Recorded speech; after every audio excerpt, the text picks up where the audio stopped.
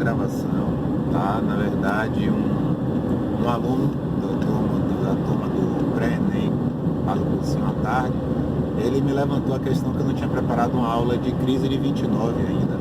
Eu fiz a Revolução Russa, né? Ano passado foi o centenário da Revolução Russa, e não fiz crise de 29. Os assuntos estão mais ou menos atrelados, porque está no assunto de entre guerras, entre a Primeira e a Segunda Guerra Mundial. Então, ele me deu essa dica, me pediu para fazer essa aula.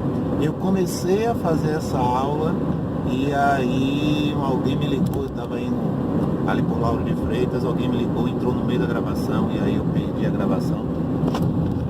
Bem, deixa eu tentar aqui agora falar sobre a crise de 29. Para você entender a crise de 29, a gente tem que ir para os antecedentes da crise, né? Então tem toda aquela questão do absolutismo, do mercantilismo. Lembrem que havia o feudalismo, né? Havia os senhores feudais. Os senhores feudais tinham poder, né? Um poder local. Os feudos eram autônomos. E aí, em um determinado momento, que é a crise do feudalismo, né? Que é a transição da Idade Média para a Idade Moderna, ocorre a formação dos reinos e a necessidade de escolher um monarca com poderes absolutos. Esse monarca é aquele que vai criar leis, vai julgar, vai administrar o reino, né, comandar o exército. Então ele tem todos os poderes na mão. E o poder econômico dele era chamado de mercantilismo. Então o absolutismo era o sistema político e o mercantilismo era o sistema econômico. No mercantilismo, o rei tinha tanto poder que ele determinava quem ia produzir o quê, quem ia vender o quê, né? Então havia todo um controle do rei em relação a isso. E com o passar do tempo, né, a gente vai chegando para o século XVIII, né, várias ideias estão fervilhando na Europa, várias críticas, e a galera que criticava o absolutismo, o mercantilismo e a Igreja Católica, eles não eram simples críticos, né? Eles criticavam, mas já davam sugestões de coisas que deveriam ser colocadas no lugar. Eles eram muito racionais, daí uma das suas características é o racionalismo. Eles não aceitavam a ideia de Deus ter escolhido alguém para governar. Eles aceitam a ideia de que quem escolhe para governar, né, é o povo. Então, eles desenvolveram ideias novas como a democracia, né, a Constituição, 3 poderes, a República, e esses ideais começaram a fervilhar por toda a Europa. E no século XVIII, que é quando ocorre o ápice desses movimentos, nós chamamos de século das luzes, ilustração ou iluminismo. Desses críticos, né, iluministas, havia um crítico econômico chamado Adam Smith, que afirmou que a economia não deveria ser controlada pelo rei, que a economia deveria ser livre. Dizia ele que a economia poderia funcionar muito bem sozinha, que não havia necessidade do rei ficar intervindo, dizendo quem vai, né, dando monopólios, evitando quem não podia, estabelecendo protecionismo. Então Adam Smith disse, não, libera a economia.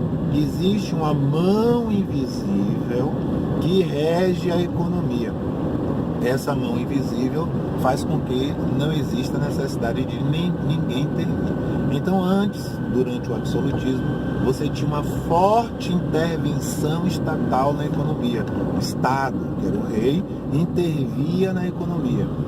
Com o iluminismo, com o liberalismo econômico de Adam Smith, isso passa a não existir mais. A economia passa a funcionar sozinha. Só que com o liberalismo, alguns pontos são muito positivos, né? Porque vai ter concorrência. Quando era mercantilismo, não tinha concorrência, né? O rei estabelecia quem ia vender. E com o liberalismo, não. Com o liberalismo, qualquer pessoa pode vender, vai ter liberdade e vai ter concorrência. E com a concorrência, quais são as vantagens? Né? O consumidor ele se beneficia porque ele vai ter uma melhoria na qualidade do produto, o consumidor vai ter uma melhoria no preço do produto, né? A concorrência faz com que os preços caiam, a concorrência faz com que o produto melhore, né? Você não vai comprar mais nenhuma porcaria, porque você só podia comprar porcaria, agora não, agora você vai comprar produtos de qualidade, porque uma pessoa está concorrendo com a outra. E, além dessas vantagens, né, você vai ter a questão do crescimento econômico do país, que vai cobrar mais impostos, né, diversificados. Então, teoricamente, as ideias de Adam Smith eram muito boas. Mas, e aí sempre tem um mas, nós vamos aprender na prática que não eram tão boas assim. Por quê? Porque quando chega em 1929, nós vamos ter uma crise de superprodução.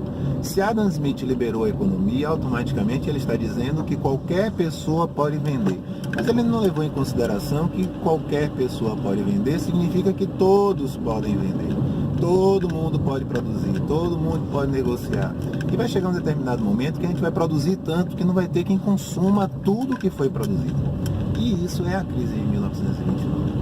Ah, professor, e por que em Nova York? Porque após a Primeira Guerra Mundial, a Europa sai endividada da guerra e os Estados Unidos, que entraram na metade da guerra, eles saem fortificados, né? O dólar se torna uma moeda internacional, né? As dívidas europeias são vinculadas ao governo norte-americano. E aí, com essa transferência de poder econômico e político mundial para os Estados Unidos, Nova York se torna um grande centro econômico, uma grande bolsa de valores, né?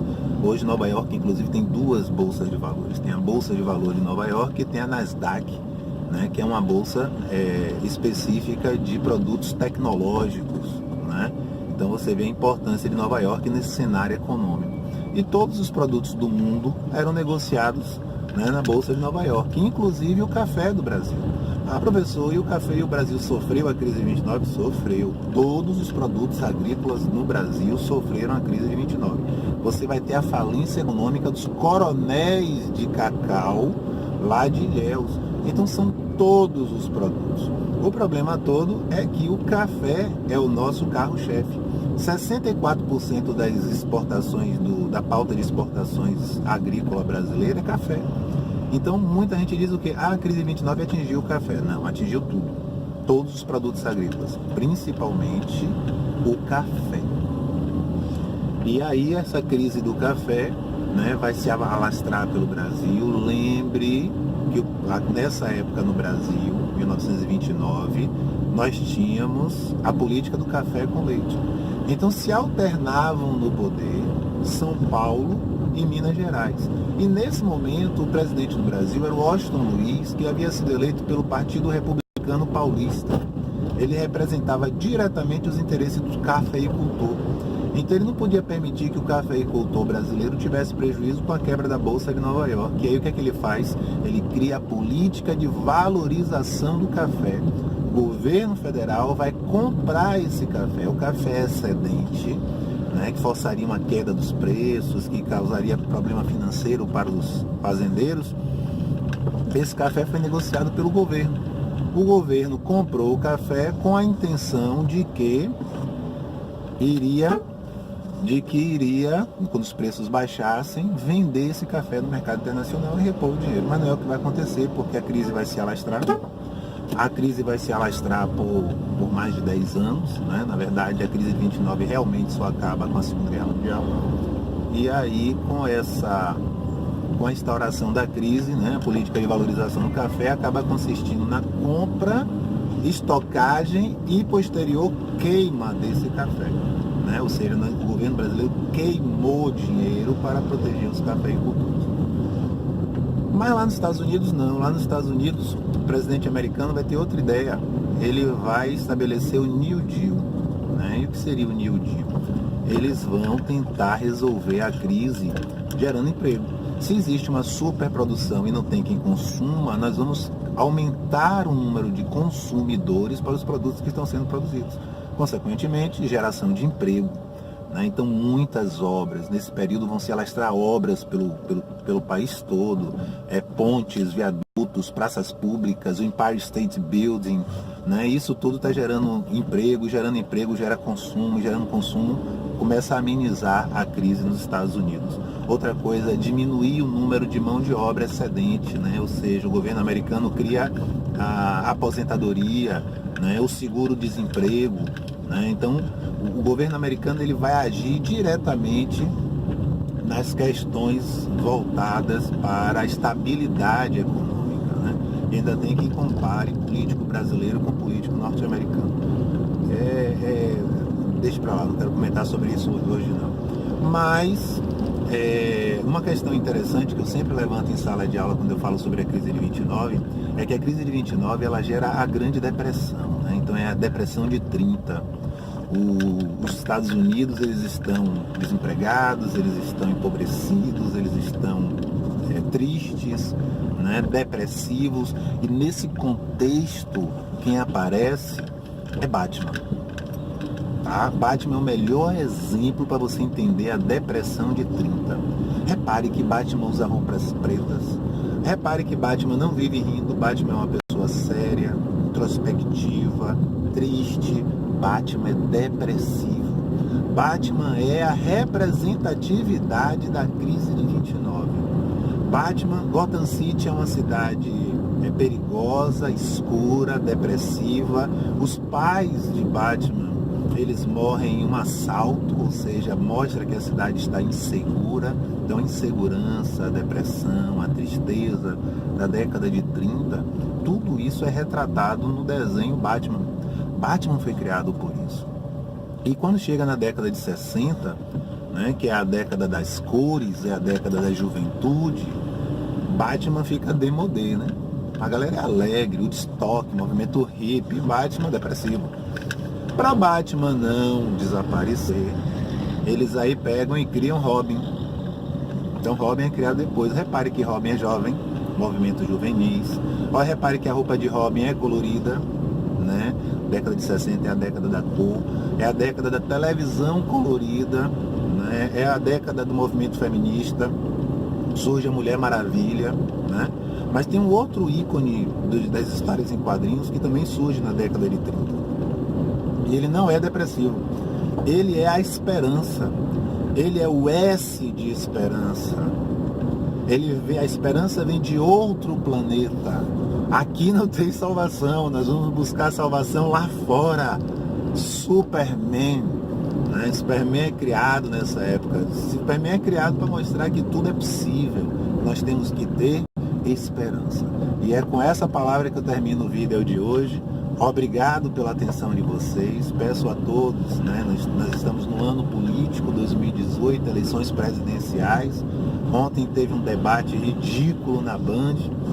E eu peço a todos que não percam de jeito nenhum o S de esperança. Beijo enorme no coração de cada um de vocês. Bom dia, boa semana e uma boa aula para vocês.